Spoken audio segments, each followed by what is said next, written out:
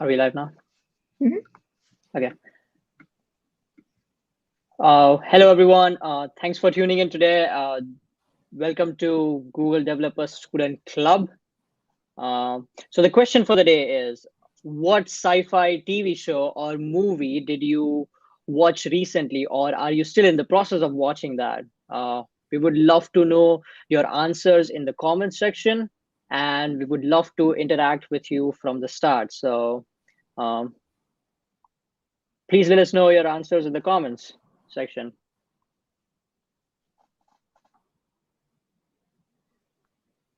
We're gonna give 5 more minutes-ish to let people join in, and then we can get started.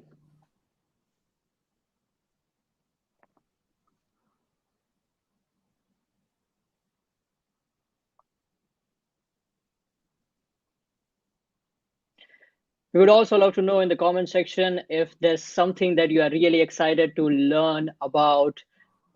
If you are really excited to learn about something from today's workshop, please mention that as well. If you have any other questions about what Google Developer Student Clubs actually do, if you want to start participating in a lot of events, or you have any questions about anything related to Google Developer Student Club, our moderators are constantly monitoring the chat, and they will constantly answer your questions as well. So feel free to um, blow the chat up with a lot of questions today.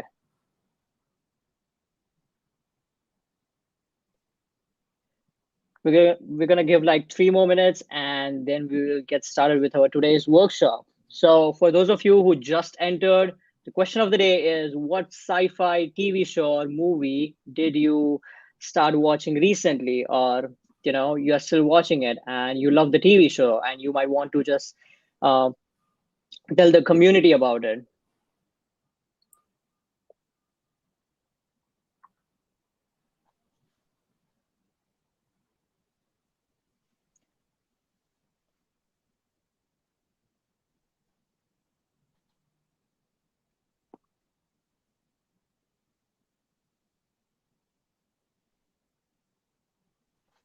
Seems some really good ones in here. Lots of votes for Dune. I personally haven't seen it yet, but I heard it was really good. I think they already greenlighted the second one, so that's exciting. Cannot really see the chat, so what TV shows are they talking about?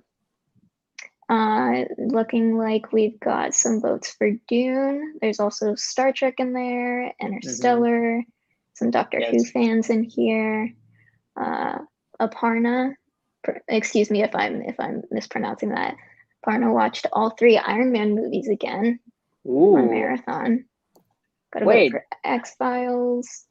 Iron Man reminds me that Eternals just released today. Are you guys excited for it? It did just release today. So, unfortunately, I haven't gotten the chance to watch Shang-Chi yet, but I should. Yeah, Marvel Timeline's really cranking out a whole lot of movies lately. Sir. So for those of you who just entered, we're going to wait for like 2 more minutes before we start the actual workshop. Question of the day is, what sci-fi TV show or movie did you start watching recently?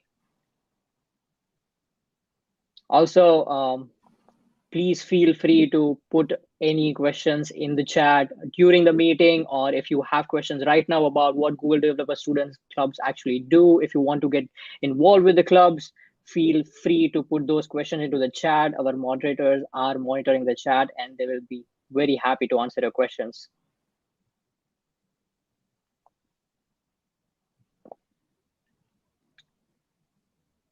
So we are 1 minute away.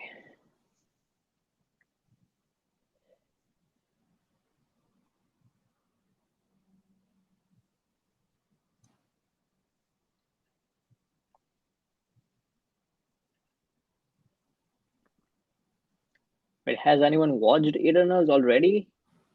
Maybe in the chat?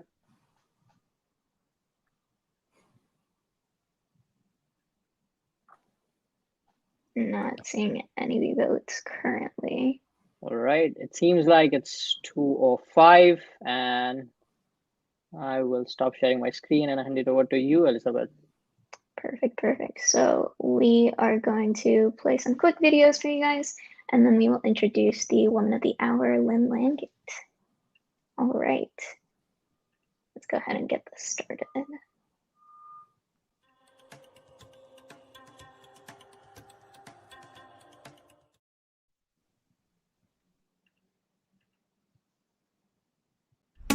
Привет. Hello. Servus. Marhaba. Hola. Hello. I'm inspired that there's so many people working to accomplish the same goal of creating a connected future. By having students lead clubs on campus directly supported by Google developers, that's the best way to reach out to students. It's really inspirational always to hear about members of the community who echo your values and echo your beliefs. I've been listening more than I've been speaking, and I don't necessarily think that's a bad thing because I'm just getting all these ideas. Google, it needs to reach a wider audience and be more relatable as a company, and I think Google is one of the brands that is very good at doing that.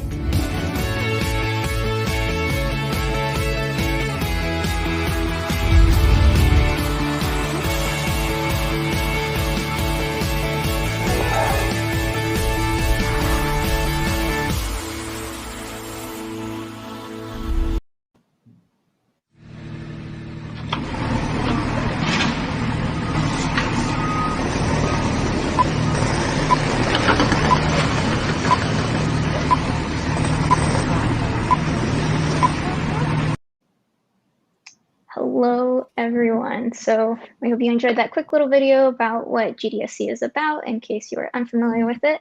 But for now, we're going to introduce Lynn Langit. So Lynn is an author, a cloud architect, and developer who runs her own consulting company. She's also a Microsoft regional developer, a Google Developer Expert, and an AWS Cloud Hero. In addition, she's very passionate about spreading her knowledge with others and has demonstrated this, of course, by being here with us, but also by way of her nonprofit, Teaching Kids Programming, and by way of her 30+ LinkedIn learning courses, which as of right now have garnered close to 5 million views, I would highly recommend checking her out there if you haven't already. As an extra fun fact, if that wasn't fun enough already, Lynn is the very first Google Developer Expert, and at the end of the session, time permitting, Lynn will talk to us a little bit more about her experience as a GDE and her experience as a cloud architect in general. In the meantime, if everyone can give a big welcome in the chat to Lynn, and Lynn, whenever you're ready, the stage is yours. Thanks so much. Hi, and welcome everybody. Thanks for joining on this Friday. Hopefully we can have a really fun workshop coming up here. This is one that I've done a couple of times, and they invited me back. So I'm hoping that you guys can get the value out of it that other groups have as well. So I'm going to go ahead and share my screen to get us started.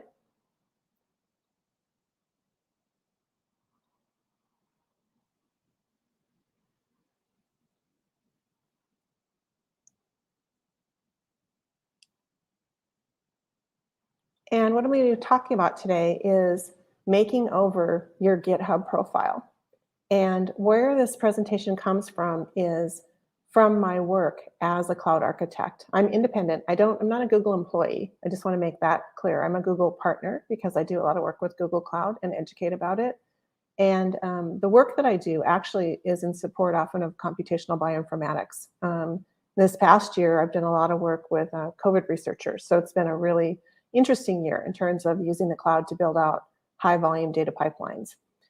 But that's not really what we're here to talk about. What we're here to talk about is GitHub, and specifically GitHub profile makeovers. As part of my work, I work with people who are coming into cloud computing. And sometimes that's students.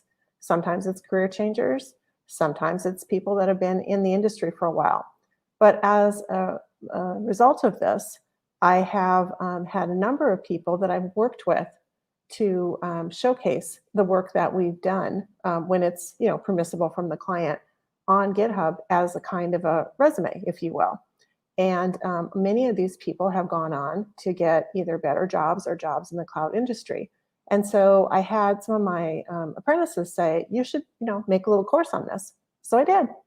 So this is 5 hopefully practical, implementable practices that you can do today. You can do it following along with me, or this will be recorded so you can watch it and you can review it, and then you can apply it to your profile.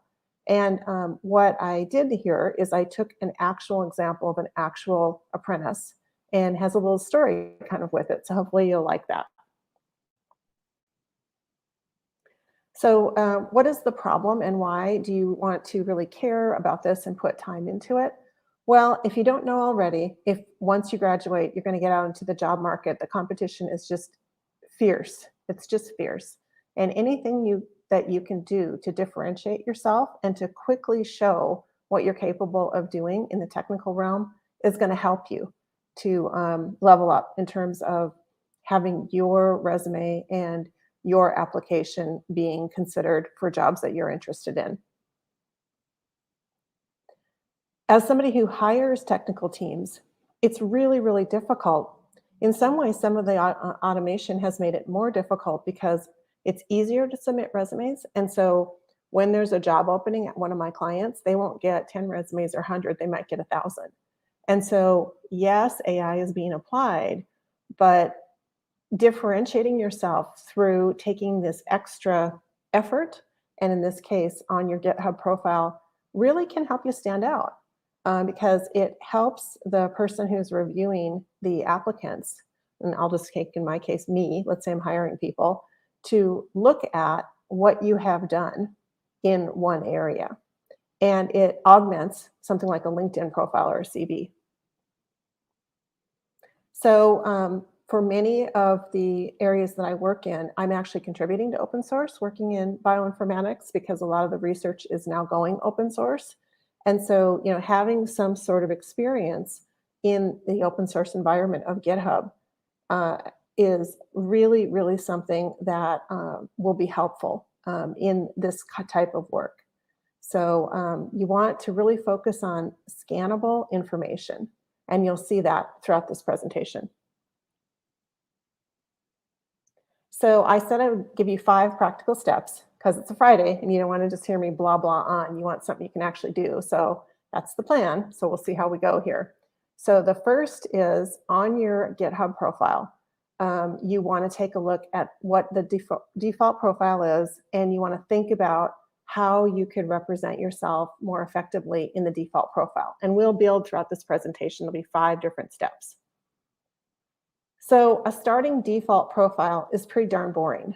There's an availability to upload a picture or an avatar, but it gives you sort of a generic, sort of an icon, a default name, and that's about it. So our profile makeover person is a real person. His name is Brick Ellis. And yes, his real first name is Brick, like Lego bricks. And yes, he was born when Legoland in Carlsbad, California opened, which is one of the reasons he's named Brick. Kind of a fun fact. Anyway, so like anybody else, his default profile just looked like this. And when you think about how you can differentiate there, you have lots of data that you can control. So you can think about your username. You don't have to use your name, but you want to think about what the name that you pick is going to reflect. So you want, if you're, Lynn Bioinformatician, for example, that would be a fine name rather than my actual name because that reflects my interest in bioinformatics. You just want to think about what you're showing for your identity through your name. It's actually pretty important. And the image that you use, you can use a photo like a headshot, but you don't have to. You can use something, for example, if you're interested in working in the gaming world, you might want to have like a cool avatar or something like that. But again, you want to think about who is your audience, where do you want to be employed, and how do you want to project an image that reflects that. And then other data, how do I find you? Location. Do you want to be found? Some people don't want to put like where they live. They want to put something else. Do you want to put an email? Do you want to make it easy for somebody? I do know many people who have been hired off their GitHub profile, and usually they put an email right on there because, again, hiring technical managers are super busy. And yes, we could Google for your email, but if it's right there, it's easier, right? And then other links, and then you can put this fun little thing called a status. So what Brick decided to do when he was working on his profile is reflect where he was and what he wanted to get. So you might be surprised when you see Brick decided to put his headshot with a suit and tie. And you might say, well, that's just really strange. That doesn't strike me as a developer. Well, he was very cognizant of where he wanted to be employed. At the time he upgraded his profile, he was studying math at BYU in Provo, Utah, and he wanted to get a job in Provo, Utah. And it's a very conservative area. So you may or may not know, but some areas, it actually matters and you wear a suit and tie for work. And I used to live in California, and I used to joke that I didn't even, own any business clothes. You wear t-shirts and flip-flops. So you want to think about what image you want to project. He also put that he was graduating, and then he put his email address. And I'm happy to tell you that when he graduated, he had 4 job offers, and one of them actually came because they said, we saw your GitHub profile. It was kind of cool.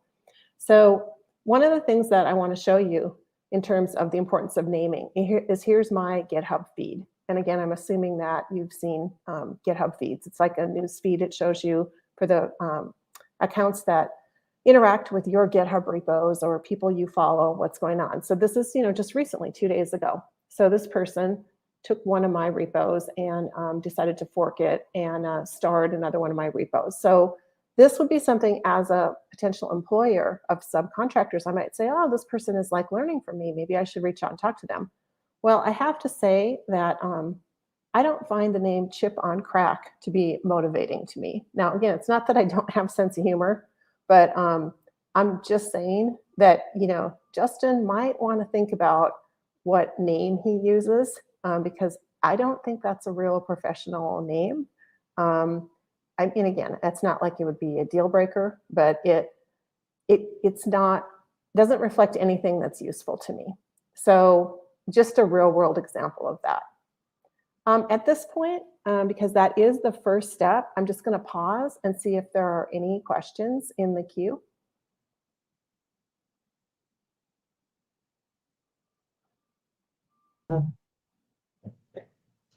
Keep going, and we don't have anything just yet. Okay, great. So the next thing that you can work on to reflect what you're interested in is what repositories you're either studying, you've created, or you're working with. And that's by implementing an optional feature called pinned repositories. So if you don't do anything in your own GitHub repository, GitHub profile, what you will get is what's called popular repositories. So it's just kind of a hodgepodge of anything that you have either starred or created. There's no ordering to it. It's basically it's in date order. So it doesn't really show any thoughtfulness. And if you get into a lot of repositories, the ones that you want to show off might be hidden. Personally, I have like 180. So, it would be really hard to find them if there wasn't some way of showcasing them.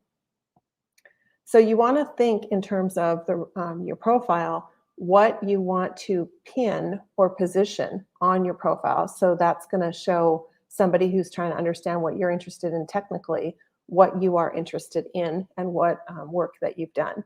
So in the case of Brick, what he decided to do is he and I did 2 projects together, and those are on the right. We have contributed to open source. There's a bioinformatics language called WDL or WDL, and he and I, with some other people, worked on educational materials for learning this scripting language.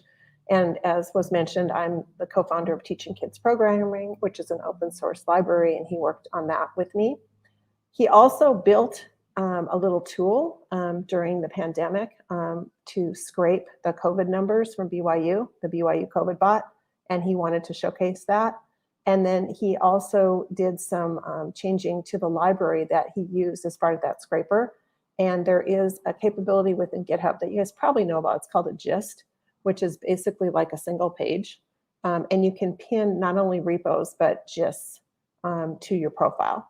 So he, when he was talking about the technical projects that he was proud of, that he was really interested in, it was very handy for him to just have those pinned on his GitHub profile. So when he went to his technical interviews, he could just, go to that page and then talk about them. So the third step, once you have, changed your default profile, you have looked at your pinned repos, is to actually make some contributions to some code that's out on GitHub. And you can have individual repos, but you are probably aware, and if you're not, it's an important thing to understand about GitHub and open source, that you have the possibility for individual repos, but also most major companies have organizational repos. Like Google has an organizational repo, Microsoft has an organizational repo, the Broad Institute, which is bioinformatics, somebody I work with, they have an organizational repo. And the reason for this is to share code, makes basically our ecosystem better, and also give the opportunity for open source committers. And this is a really, really great way to learn about technologies, to make contributions, and you should be recognized for that. So if you are going to kind of go down that path, you want to make that part of your profile. So in Brick's case, he was part of my nonprofit Teaching Kids Programming, which is an open source organization. And he didn't have that associated with his profile at all. So he had already contributed. So I'll talk about contributing, and then I'll show you kind of how you put it on your profile. So if you don't have an organization that you're interested in, what you want to do in general is, if there's a cause, let's climate change or wealth inequity, or whatever it is, find the organizational repo on GitHub, and then you want to look in the issues on the open source tools that they're creating for the tag good first issue if you're totally new to this. It's often just fixing documentation, but this is a really great way to get started because it'll help you with the process. I guess I'm kind of assuming everybody watching this already knows Git, which might not be a valid assumption. You do have to understand how source control works, so you'll have to learn that separately. But basically the idea is that you keep all versions of code so that you can revert if somebody checks in something that is breaks the build or something like that. So anyway, assuming that you know how to contribute on a repository, a code repository, to get contributing on an organization, you kind of really want to start at the bottom. You don't want to try to solve the hardest problem first. That's a common sort of newbie thing, because you want to be respectful of all the work that has been done. So, just a really great way to start to contribute to a project is to look for that good first issue. You can search on it, on the issues, on the repo, and then it's usually documentation. Fix the documentation, do a pull request, and once you've done that a few times, then ask to join the organization. And I mean, that's going to vary by organization. If it's a really small, there's like 5 people, they'll probably be thrilled, and after 2 or 3 PRs, they'll probably like, great, join. If it's some huge organization, like, Apache Spark or something, you would probably have to contribute for 3 to 6 months, because, this is a real substantial open source project that actually entire commercial businesses are built on. So I would suggest try to go for the smaller stuff. So once you've done that, you can see in Brick's profile there, he has an organization, it's Teaching Kids Programming. And that, to me, if I see that on somebody's profile, that is a super big differentiator, because that means that the person understands a lot about open source. They've made contributions that have been accepted. They've been accepted to an organization. I mean, they really, really understand a lot about real world programming. And it's honestly not that hard to do, especially if you're willing to start with the documentation, because there's tons and tons and tons of stuff to do out on GitHub. And it's also a great way to learn. If you're trying to get into a code base, and I've done this with code bases where I don't know the language. Like I had a project in Scala that I wanted to work on or contribute to, and I didn't know Scala. Scala is a Java type language, but it's more functional. And so I started by doing just that. I did the first issues, I did the documentation, I joined the organization, and eventually I helped them to build a solution on the cloud that was really significant in terms of their research. So that is how it's done. All right, I'm going to pause again here and see if there are any questions. Great. We do have a few questions. The first one is, It's from Rashid Sadman. So he's asking how you're using GitHub as a tool to teach computational biology or bioinformatics to students. And if someone with a computational biology background can contribute to that educational system. I think it's relevant because we are kind of talking about how you can, just like use it to best represent your interest, right? So yeah, it just yeah. Thanks for asking that question. So I am a self-taught supporter of computational bioinformaticians, and my story is because a friend of mine got cancer and was unable to get the level of treatment that should have been available to her. And at that time, my then 17-year-old daughter was at Stanford taking comp bio as a sort of a precursor to going to university. And she came, and this was 5-6 years ago, and she came back and she said, Mom, these researchers aren't really using the cloud. And I have a background in high speed, high scale cloud data pipelines from fintech and from ad tech. And I pivoted. 5 years ago, I just said, well, my friend, and her name's Terry, could not get this, it was immunotherapy for breast cancer. And she survived, but it was a life-changing event. And so I have a GitHub repo. It's called Team Terry, and it is my study notes of how a technologist can learn enough computational biology to make a difference. But if you are a computational biologist, you want to learn kind of the other side. So the other side, I have subsequently gone on, because I've had some successes in supporting my bioinformatics partners. And one of my clients is the Broad Institute at MIT and Harvard, and they do significant research in cancer immunotherapies and COVID and other things. But they were coming into the cloud world. So it was 3-4 years ago, I actually started working with them, and I created a repository called GCP for Bioinformatics, which is specifically designed to introduce computational bioinformaticians to cloud patterns and practices. So I'll show you it at the end of the presentation. So I use GitHub as a platform for distributing courses, which is a little bit unusual, in addition to a code repository. So I think you guys have some of that in some of your schools. I've started to see it in some of my university students I work with, but basically I have like my study notes as Markdown, and then I link out to YouTube videos. And it's free. So GCP for bioinformatics. I'll show you it at the end, and join in. So any other questions? Yeah. So before that, I also want to make a comment. So this is something that I also do. So if I'm just like reading about something I'm learning, I like to just like take notes about that and mark them and just put it on my GitHub, because like that's a good way to kind of force yourself to keep your notes clean. And also it's going to help others, right? Yeah, they can like look at it from a different perspective. So yeah, that I think everyone else should do. And one other question we have so far is if GitHub should be a mirror of someone's personal portfolio, or if it should be a bit more bare bones, or if it doesn't really matter, if it's up to someone's choice. Yeah, so I get that question a lot, and my answer to that is, what job do you want to do? Because it's really, really, I'm trying to find the GCP for bioinformatics right now. If it's really, really, really tough to get the tech job you want.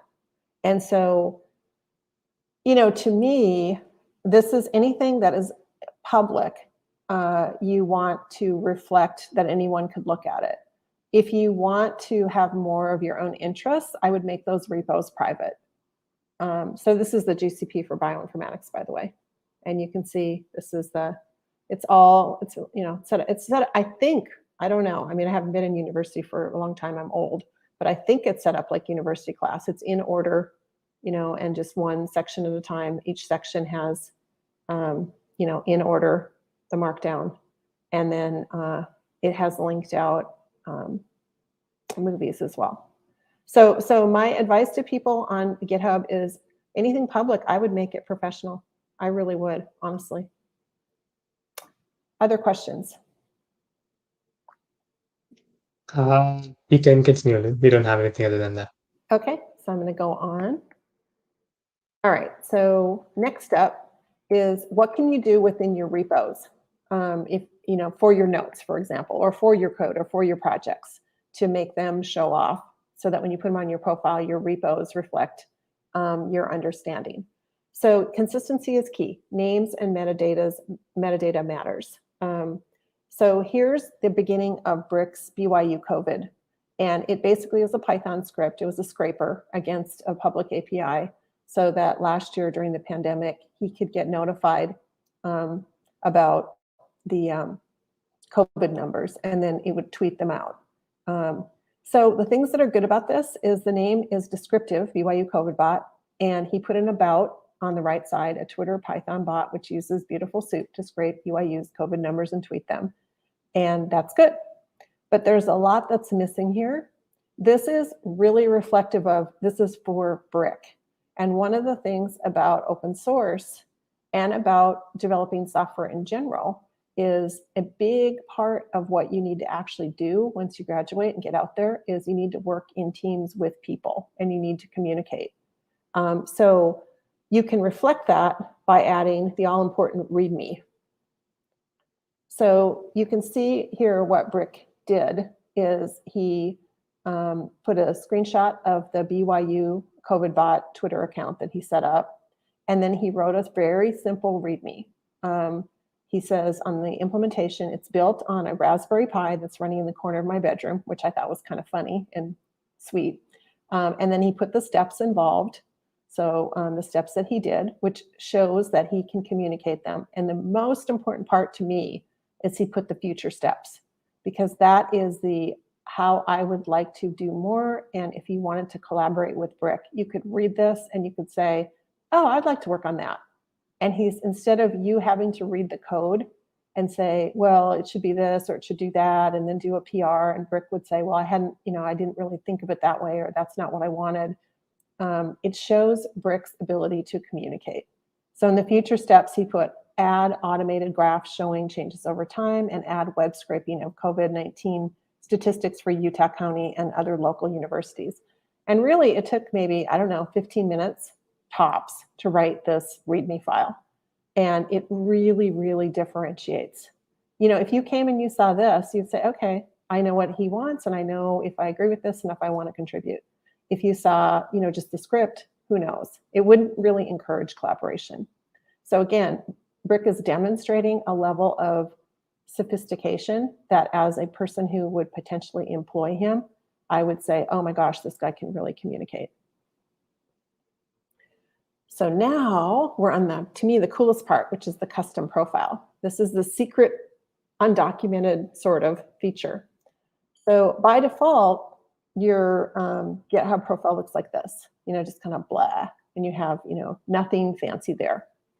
But if you create a repo with the same name as your GitHub account, then voila, you get the ability to make a custom profile.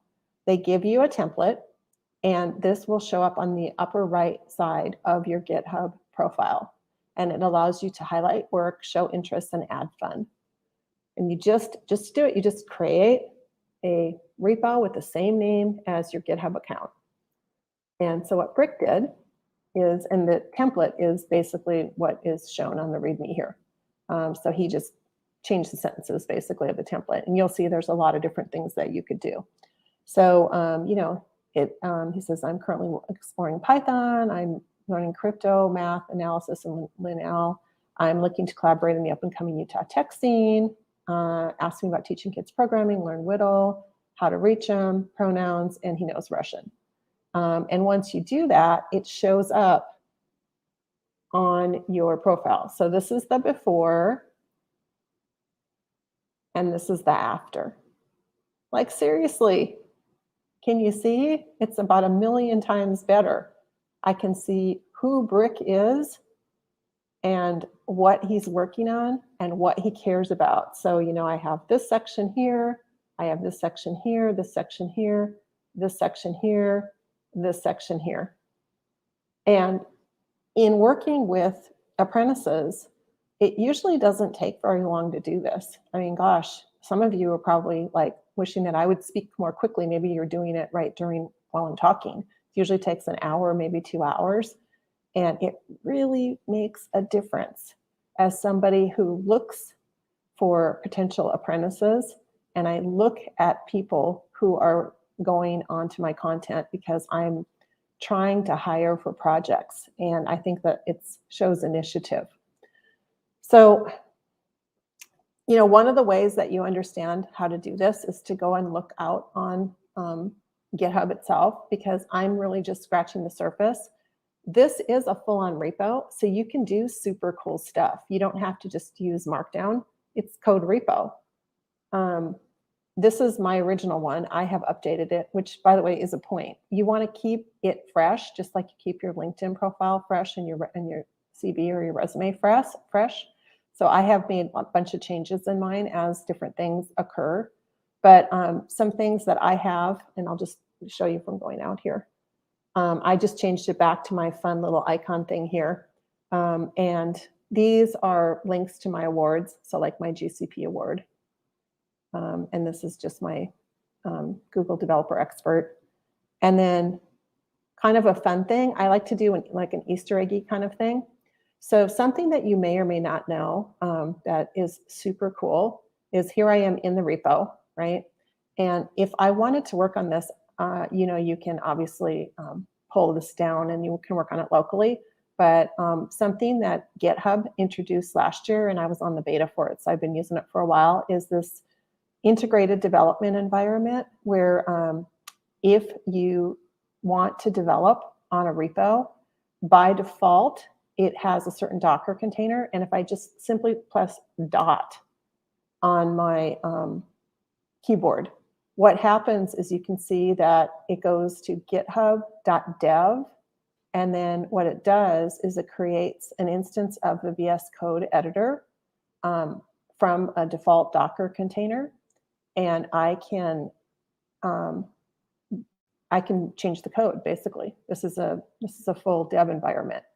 So if I wanted to change something in here, like I want to change, I'm going to say launch a notebook, but I want to launch, and I have to go to my actual code page here because that's the preview. Launch a Julia notebook because that's the language that the notebook is in.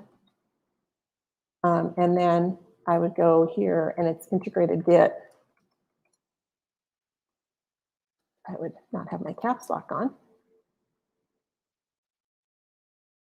And then that is now a part of this. And so if I go back here, and I go back here, and I go here, see, there's my change. So what I did is I was in the repo and I just pushed dot. Now you can customize that because it uses Markdown and it uses a node by default because you might be, you know, wanting to work in a different language. And you customize that using a Docker file. So that's Codespaces, GitHub Codespaces, another super cool thing. And then just for fun, because I work so much in Jupyter Notebooks, there's another cool thing. It's a Google thing called Binder. And I did a button for it here. And what this does is if in your repo, you have, as I do, a file that describes, and for the Julia language, it's a TOML file, the requirements to run Julia, then you can run either a Julia file, and you can think of it as like Python or C++ or, you know, whatever. This is just the requirements for the Julia language rather than Python. Or you can run a notebook, because I'm a big, big fan of Jupyter Notebooks. So the way you do that is you can see on the button, you link it to this service called mybinder.org. And what's going on here is this is launching on Google Cloud instance, a cluster of Docker images on Kubernetes, on Google Kubernetes engine. And when it comes up, it'll just switch and it'll be a live Jupyter Notebook. So I think it's so cool in GitHub that either if you just want regular code, you just press dot. Now, if you need something other than node, then you have to do a Docker file. If you want a notebook, you have to do a little bit of configuration, but it's not super hard. And then you can have an interactive notebook. So, and that's just me showing stuff I do with GitHub. There's a whole bunch of other things you can do with GitHub. You can do, CI/CD. You can have a Docker image repository, all kinds of things. And that to me is really leveling up. If you know those technologies and you're using GitHub for that, if you put that on the profile like I did, then you show people, oh, I know how to do that. So my point is, like, I know how to do Binder. So here's my notebook. And it's not super fast because it's free, but like you can run a Jupyter notebook with the Julia language or any language that you configure for free from GitHub. And a lot of my comp bios, my researchers, want to put their research, their notebooks up on GitHub. So I've shown them this and they've just been like super thrilled. Like you can put a little small data set and people can actually just, click the Binder button and they can run an example. They don't have to just read the notebook. They can actually run it once it starts here. So anyhow, so that was kind of a lot. So let me let me pause there for questions. Apparently everyone understood that perfectly. So okay, well, they must be just fixing their profiles, right? That's what I'm hoping. yeah.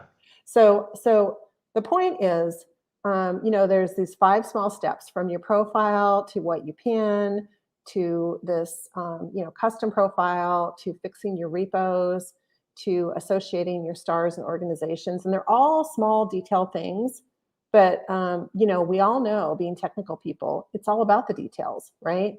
And one of the other details that I just really want to emphasize is you show how you communicate technically by what you put on GitHub. And this goes back to the, should I just put my own stuff up there or should I think about, collaborating? I really think you should think about collaborating as much as possible because you're showing your ability to communicate. And I'm telling you that as somebody who hires new college students with CS degrees and data science degrees and so on and so forth, I really look for that because software is built by people and you have to be part of a team and you have to collaborate. It's great that you know how to do, a hash map or a bubble sort or whatever in language A, B, or C, but you have to be able to get from what you're building for the customer to the technical solution. And looking at GitHub can give me a lot of information about that. So anyway, so that is there finally, yay, it ran. So yeah, that is pretty much what I had. So I am going to just stop sharing and see if we want to talk about any other topics like the GDE program or the GDSC, the student clubs, or any other discussion in the remaining time that we have.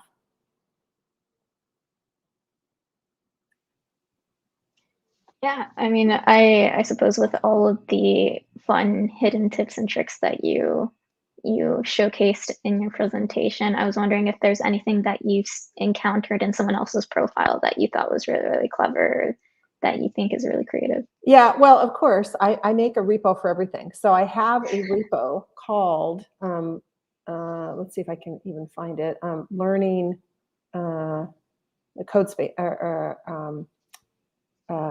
have a repo with tips and tricks. So let me just get that for you. But yes, the most common thing is people will do a script, which is fun because it's you can run like a JavaScript. So they'll like make a little game like in their profile.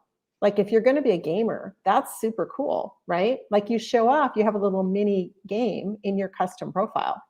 That's neat, Yeah, so I'll put it, it's, well, I can just share actually. I'll just share for a second again. It's called Great GitHub Profiles is the repo where I have collected sort of like the best of. So that's the repo right there. So I have scripts in there because that to me is kind of clever. Like I've seen people do cool things like here, this guy right here, he's like got his stats, for example. And there's all kinds of profile tips here. And I've seen people do like reverse IP lookup, so they can say, you know, hi, you're looking at my repo and you're from India, or you're from, you know, Australia. And that again shows that you're, you know, you've programmed something and you're being friendly, which is kind of cool. So I had a really smart person say to me once, the best way to demonstrate that you're technical is to demonstrate that you're technical, like actually make something technical that works. Oops. Do you know what I mean? Okay, there we go. So, so I don't know if that's helpful. I'm looking over and I'm seeing some of the questions, and I don't know if we got them all answered. So let me just look at some of them here. What's the best way to manage data set? Which codes? So data sets. Okay, so GitHub has a capability for large file storage for huge data sets where they're basically linking out. But what I would say is to subsample the data sets. And I'm sounding like a broken record here. I actually have a repo called sample data sets because it's such a common problem. And especially with genomics, to get data sets that are not huge. So I've actually subsampled or gotten them, because like when I first was starting to work in genomics, like the hello world was taking like 8 hours. And I'm like, yeah, no, it should take like 5 minutes. And the comp bios were like, well, you know, we're doing GWAS, we're doing, you know, full analysis. And I said, no, it has to be faster. And so getting the subsample data sets is actually kind of hard sometimes for human health. But I try to get them. Okay, so yeah, so a lot of questions about data sets. Just to answer some of Rashid's questions about data sets, a trend, since there seems to be a lot of interest in bioinformatics, is to make public data sets available on the public cloud. So, you know, Google Cloud has, for example, they have 1,000 genomes reference data sets stratified. They have COVID data sets. So that way you don't have to have it in GitHub. You just basically have to have the link. And when you are computing against it on the Google Cloud, you're basically referencing the public bucket where it is, which again is something that I see a lot of comp bios don't know. And so they're downloading these big data sets locally. And right, Elizabeth's going, I've done that. Don't feel bad. How would you know, right? But so the trend with data sets is to literally have public data sets in the cloud. So it's just an endpoint, and then to subsample. But that's something that is not a solved problem yet. So what else, people? What else do you want to know? What else do you want to know about being a GDE? Yeah. So as I mentioned at the beginning of the presentation, Lynn is the very first Google Developer Expert. So I suppose to just kick us off on that front of the conversation, how would you say that being a GDE has changed from your first time or your first year as a GDE compared to where it is now? Yeah, I mean, it was interesting. On the first group, there were like 5 or 6 of us, and there's like 800 globally now. So, you know, it's a community, just like the Google developer student groups. You know, I don't know when that started or how long it's been going, but, you know, when you're at the beginning, it's like, you know, 5 people sitting around a table, and now it's 800. And so there's more opportunity to learn and to share, and probably similar to the student groups. There's expertise. And when I have a difficult problem, which is frequently, rather than try to just, you know, uniquely figure out the answer, it's really awesome that I can go into my GDE cloud colleagues, and we have private communication vehicles, and I can talk to them and I can say, I'm working on X. Is this something that you guys have seen before? So the expertise in the group is really, really significant. And then as a GDE, you get early looks at the product. So you get to work with the Google product team informally and give feedback on what's coming next. So you're kind of a liaison between the customer who's going, why doesn't Google Cloud do this? And the Google Cloud developer who's going, what does the customer really want? Because they don't have time to talk to them because I'm a consultant, so I'm hearing that, right? So that's like super gratifying to be that voice of the customer. And then when the engineers at Google can build, you know, features into the cloud, and then I can deliver them to the customer, and I'll know about them early because that's an advantage to me because I'm, kind of an insider. I joke that I have like a whole stack of non-disclosure agreements and I have to like check that. Can I say that? Can I talk about this? Not really sure. Let's make sure. Very important. Yes. Yeah. But being able to deliver, make a product better is like really satisfying, right? And help to communicate what customers really need and then see those features get built into Google Cloud. Gosh, that's great, right? So it's pretty fun. It's pretty fun. What else? What else do people want to know? You guys are all students. I hire students. You should be asking me some questions. You're going to graduate and you need to get jobs. You're looking at a person who's going to look at your resume and go yes or no. Yeah, you definitely don't waste this opportunity, guys. You don't have this opportunity very often, I'm telling you. One of the other things that I've started doing that's kind of interesting is I started becoming an angel investor. And so I'm really involved in a lot of startups now. And one of the things that I'm seeing in startups, if some of you, when you graduate, want to get jobs with startups, is if you have experience with the cloud, you're, oh my gosh, what a leg up. Because, I don't think that it's taught very much in school, if at all. And so how do you learn it, right? So one of the ways is you contribute to an open source project. I had several apprentices who graduated and they got better jobs because they knew Google Cloud because of stuff that we had done. So in startups, I mean, no startup is on-prem, like zero, none.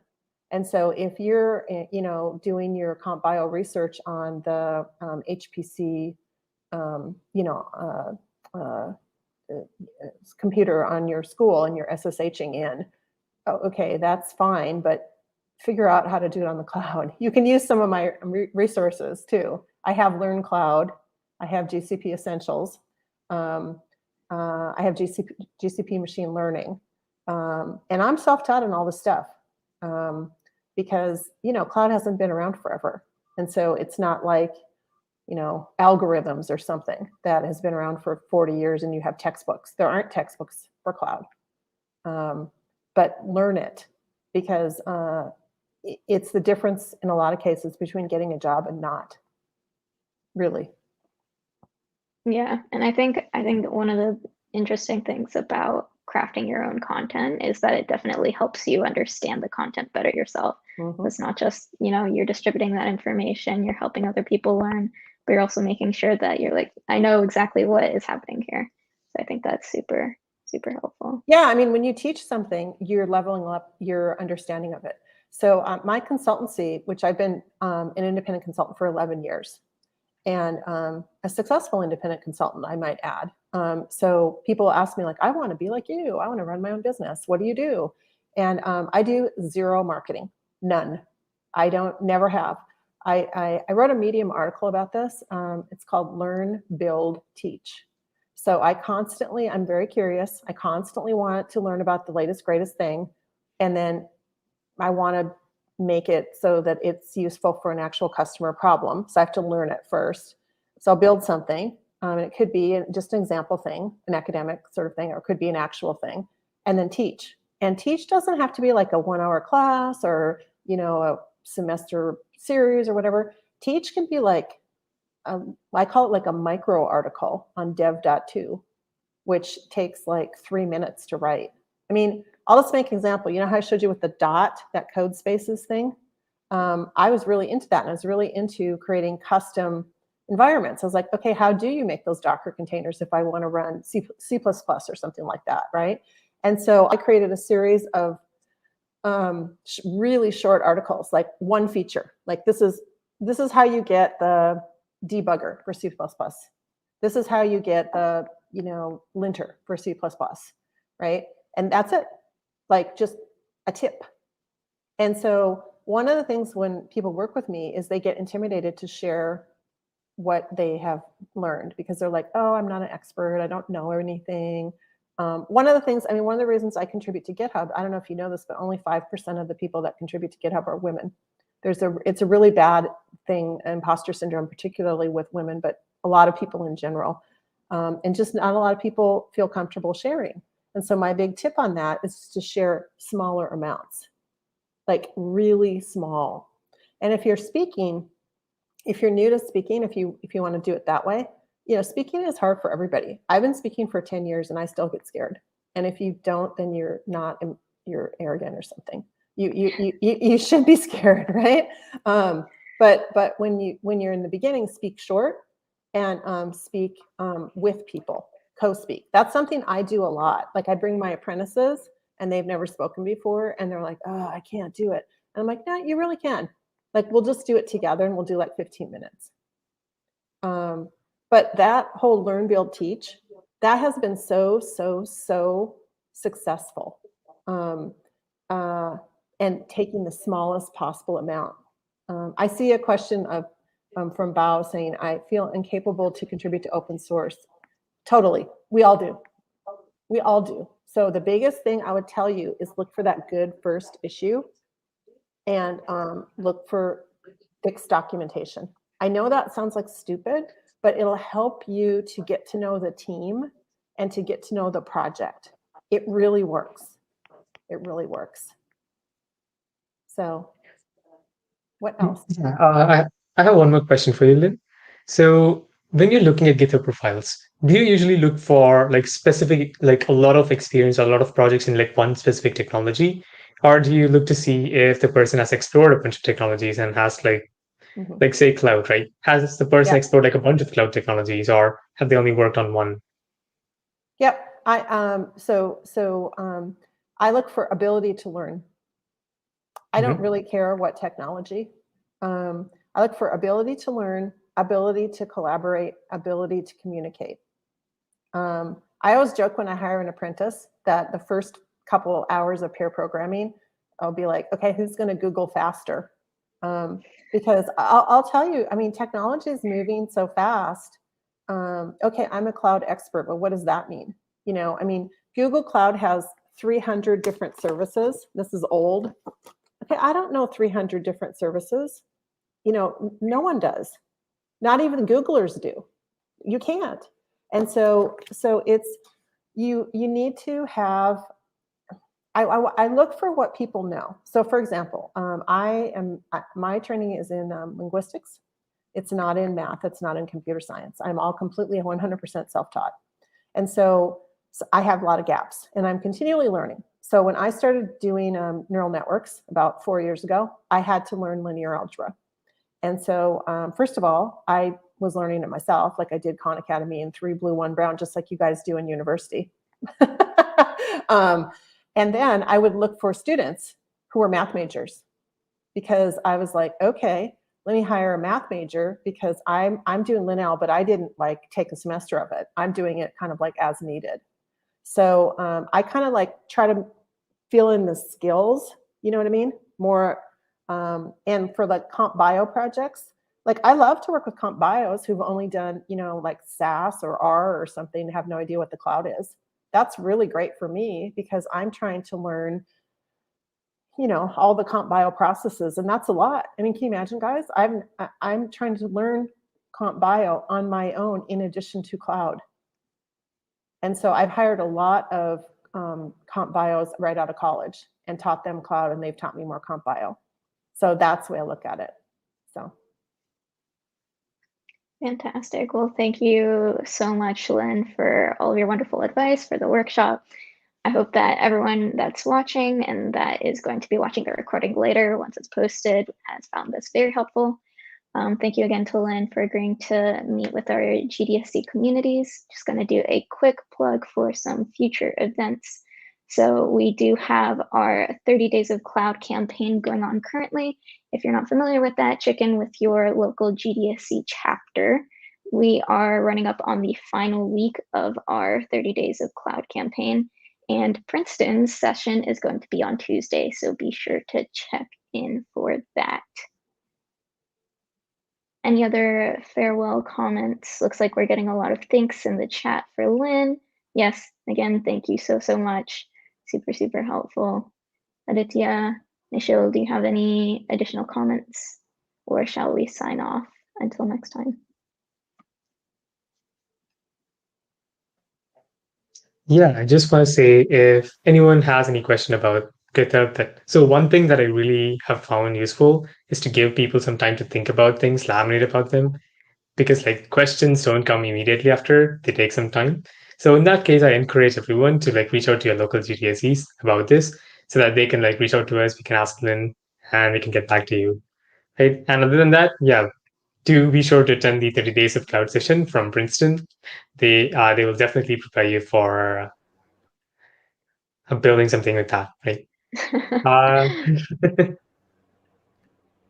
Uh, For just those people who for whom this is the first meeting with the Google Developer Student Club, please make sure to tune in for other meetings as well. We have so many cool events plans. Even Princeton, UC Davis, and all the Google Developer Student Clubs across North America have pretty cool events plans. Cool events planned over the semester. So please try and make sure you contribute to the community. Just hang out with a bunch of cool people.